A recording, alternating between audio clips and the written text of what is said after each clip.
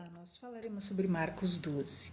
Jesus começa Marcos 12 com a parábola do dono da vinha. É muito interessante porque mostra a posição de Deus diante do mundo.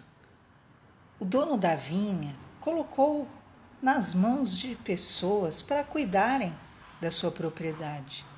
E, no entanto, passado um tempo, ele enviou seus servos para irem lá pedir prestação de conta das vinhas que ele deixou aos cuidados daquele povo.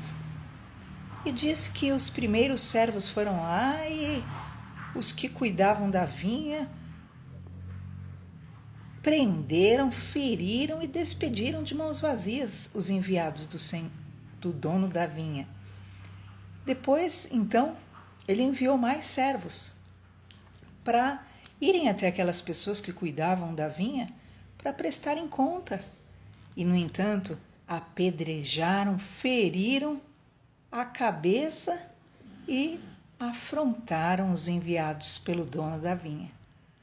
Até que, por fim, o Senhor enviou mais servos para pedir satisfação, para pedir que eles dessem conta ao dono da vinha. E, no entanto, eles mataram, afrontaram, feriram e mataram mais gente, quantos eram enviados. Até que o dono da vinha resolveu mandar o seu próprio filho, pensando que assim iam respeitá-lo. E o filho foi, mataram o filho também e o lançaram fora da vinha. Meu Deus! Essa é uma tipologia do que ocorre no mundo.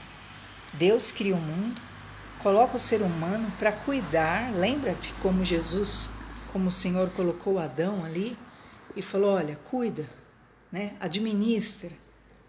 E, no entanto, quando ele quer e pede uma prestação de contas ao ser humano, o ser humano se julga o eterno, poderosíssimo. Eu não quero nada com Deus. Eu tenho lá nada para falar com Deus. E assim caminha a humanidade.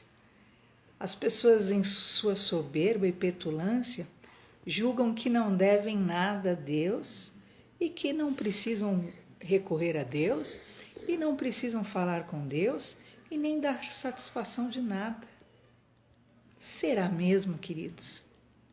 O Senhor enviou no passado os seus servos, enviou os seus profetas, enviou os seus escolhidos, os seus obreiros, os seus amados, que falavam com o povo, com a nação, e, no entanto, iam lá, apedrejavam os profetas, e matavam os profetas, e perseguiam, e feriam, e despediam de mãos vazias. Nós não temos nada a dizer. Até que o Senhor resolveu mandar o seu próprio Filho, e Jesus percorreu a nossa terra, pisou no nosso chão e falou toda a vontade de Deus para nós. E aí, sabe o que nós e muitos de nós fizemos? Despedimos Jesus de mãos vazias, lançamos fora da nossa vinha e, como diz aqui, o mataram. E esse o mataram não se refere somente ali quando crucificaram a Jesus. As pessoas matam Jesus no seu coração, matam a fé, matam a voz do Senhor em suas vidas, o chamado de Deus, o apelo do Espírito Santo, e o despedem das suas vinhas, que não são suas, porque nada temos. Estamos nesse mundo de passagem. Presta atenção nessa parábola, porque ela é muito séria. E sabe como essa parábola termina? O Senhor falando assim, o que deveria fazer o Senhor da vinha? O que ele deve fazer? O que você acha que Deus deve fazer? Se ele entrega o mundo ao ser humano, para o ser humano cuidar, e quando ele pede o mínimo de satisfação quanto àquilo que o ser humano tem feito, com a terra, com a sua vida, com aquilo que Deus tem lhe dado, o ser humano o despreza, o ser humano o repudia, o lança fora da vinha. Você não tem parte na minha vida, você não tem parte, eu não quero saber o que Deus tem para me dizer, Eu não quero saber a opinião de Deus. E Jesus diz aqui que no tempo certo o Senhor da vinha virá e destruirá os lavradores e dará a outros o cuidado da vinha. Ou seja, Deus tem dado atributos a todos nós. Deus tem dado tudo que nós temos. Tudo que nós temos foi Deus que nos deu. Então ame o que você tem. Valorize o que você tem. Cuide do que você tem. E acima de tudo, prestes conta ao Senhor. Agradeça a Deus. Reconheça. Seja humilde. Peça para o Senhor fazer parte da sua vida, porque Ele vai te abençoar. Após Jesus dar esse ensino tão forte e real, como sempre, os fariseus, os religiosos que estavam ao redor, começam com assuntos totalmente alheios e diz então que eles, cheios de hipocrisia, começaram a perguntar para Jesus se deveriam pagar impostos, e Jesus diz aquela famosa frase: dai a César o que é de César e dai a Deus o que é de Deus. Ou seja, aquilo que pertence a esse mundo nós precisamos fazer, e aquilo que pertence a Deus é devido a Deus. Não é que o Senhor Jesus está negando uma coisa pela outra, mas Ele está realmente ensinando os homens a colocarem Deus no devido lugar em suas vidas. E você vai ver daqui a pouco que Ele vai nos falar sobre aquilo que deve ser amado primeiro nas nossas vidas. Após Jesus falar da importância de realmente nos posicionarmos diante do mundo, então Ele ensina-nos algo importante. Começam a indagar Jesus sobre a ressurreição. O que acontecerá depois que os homens morrem? Com quem, se um homem casou, né? E com quem que ele ficará? Ele ficará com a sua esposa? E começam com um monte de perguntas. E Jesus fala algo muito importante, que depois da ressurreição, quando os mortos ressuscitarem, estiverem diante do Senhor, todos ali serão como anjos, não se casam e nem se dão em casamento. Então ali ninguém é esposo de ninguém, mulher de ninguém, ali todos são como anjos, né? As pessoas já queriam levar aquilo que é o seu entendimento de posse, o seu entendimento, né, errado de que são donos de alguém, mas o Senhor realmente deixa bem claro que ali todos serão como anjos e todos estão diante de Deus como iguais e totalmente alheios, porque ali são seres assexuados, entende? Como os anjos, o próprio Senhor ensinou, e é importantíssimo entender, porque há religiões que usam esse argumento, que depois da ressurreição vão se casar com muitas virgens, ou depois da ressurreição vai haver, né, esse tipo de ação, mas Jesus diz que não se casarão, nem se darão em casamento após morrer e serem ressuscitados diante do Senhor.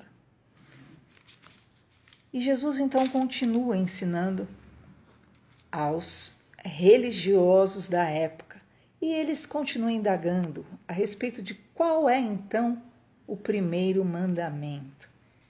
E o Senhor fala de forma clara que o primeiro mandamento é amar a Deus de todo o coração, de toda a alma e de todo o entendimento e de todas as forças. Esse é o primeiro mandamento.